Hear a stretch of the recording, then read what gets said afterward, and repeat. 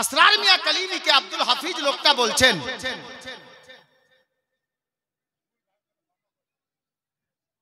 যে হুজুর আপনি যদি নির্দেশ দেন যে ওই 23 বছর পর যে লোকটার কে তেল পানি দিয়ে সন্তান হয়েছে, ওই লোকটার ভালো টাকা পয়সা আছে, আপনি যদি বলেন তো উনাকে বলি উরসে যদি কিছু হিস্সা নেই, কিছু দিয়ে যায় তো ভালো। হুজুর আসরার মিয়া কালিমি বলছেন যে বাবা ছাড়ো, বলতে হবে না, বলা দরকার নেই। বলে হুজুর আমি বলবো, ও খুশি মনে যা দেই। আলে নবী তো ঠিক আছে, বলবা তো বলো, তুমি যাও, আমার তরফ থেকে কোনো বলার কিছু নেই।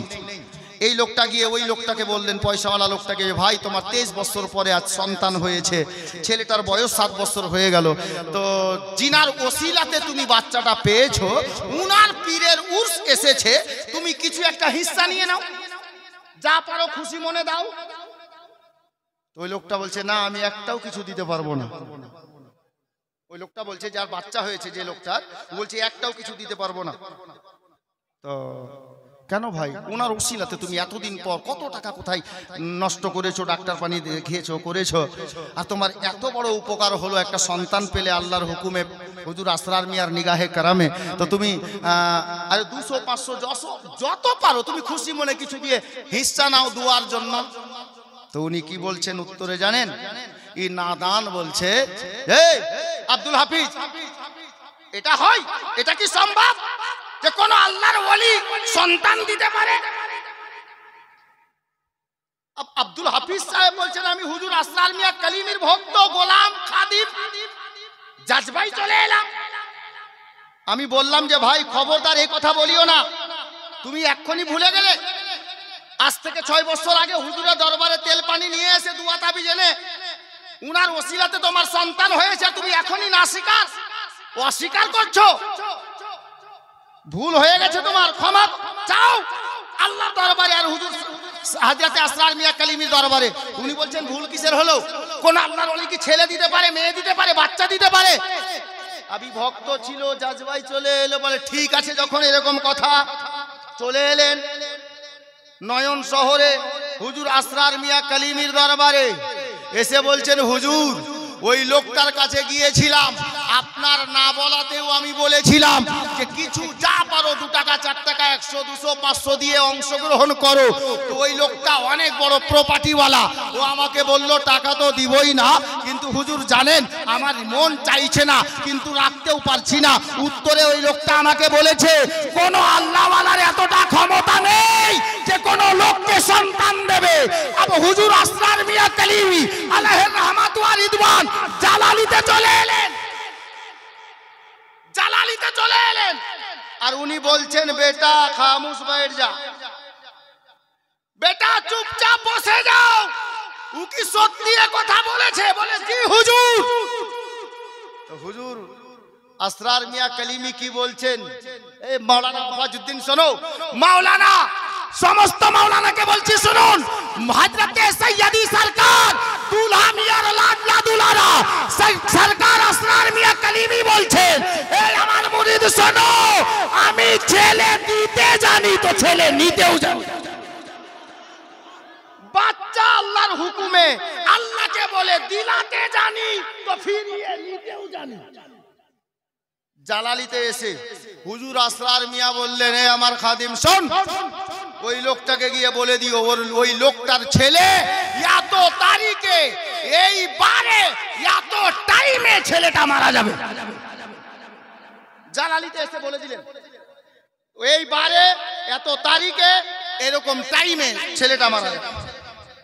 লোকটা গিয়ে বলে দিল যে ভাই তুমি বলো সর্বনাশ করেছো, 23 বছর পরে তোমার সন্তান হয়েছে জিনার ওসিলাতে, তুমি আজ ইনকার করেছো। আমি কিন্তু নিজের পীরকে গিয়ে বলে দিয়েছি, উনি বলেছেন ছেলে দিতে জানি, দিলাতে জানি তো ছেলে নিয়েও দিতে পারি, ফিরিয়ে নিয়েও নিতে পারি। হযরতে গেরামি হযরতে সাইয়েদনা সরকার আসরার মিয়া কালিমি যা বলেছিলেন, ঠিক ওই তারিখে, ওই দিনে, ওই টাইমে ওই লোকটা ওই 1 বছর যাবত নিজের বাড়ির চতুর্দিকে, বড় পয়সাওয়ালা লোক ছিল, ধনী ব্যক্তি ছিল, গার্ড লাগিয়ে রেখেছিল। সৈন্য লাগানোর মতো পহরাদার লাগিয়ে রেখেছিল বাচ্চার যেন কোনো ক্ষতি না হয়ে যায়, যেহেতু পয়সাওয়ালা মানুষ। কিন্তু আল্লাহর কি হুকুম, আল্লাহু আকবার কবীরা, হযরতে সৈয়দি আসরার মিয়া কালিমির জবান থেকে বেরিয়েছে, ওটাই হবে। আল্লাহ আল্লাহ, ওই লোকটার বাড়ির পাশের বাড়িটাতে আচানক সেই দিন আগুন লেগে গেল।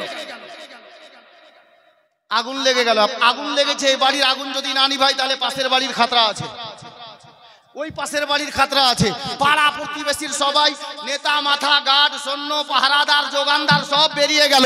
ওই বাড়ির বাবাও চলে গেছে, মাও চলে গেছে, বাচ্চা বাড়িতে একা, বাচ্চা বাড়িতে একা, 7 বছরের বাচ্চা।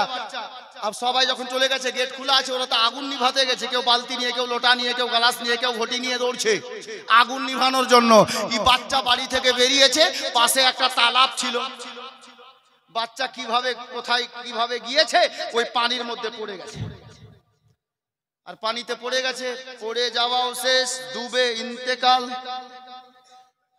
যেমন ইন্তেকাল করে গেল, আগুন নিভানো হলো, ওদিকে আগুন নিভিয়ে বাবা মা বাড়িতে গেল, গিয়ে বাড়ির দরজা বারান্দা ঘর চৌকির নিচে আপনার খোঁজ করে দেখলেন বাচ্চা কোথাও নেই। বাচ্চা গেল কোথায়, এদিক ওদিক করতে করতে 2-4 ঘন্টা পর বাচ্চা পানি পান করে মারা গেছে ডুবে গিয়ে জলের মধ্যে।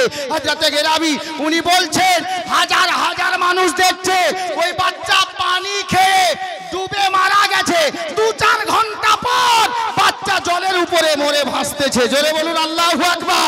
হযরতে গেরামি বলার উদ্দেশ্য হলো এটা, আরে মাসউদ মিয়া ওই গাছের ফল, আল্লাহর ওলি আলে নবী আওলাদে আলী, যিনারা আপনাকে দিতেও জানেন, প্রয়োজনে ফিরিয়ে নিতেও জানেন।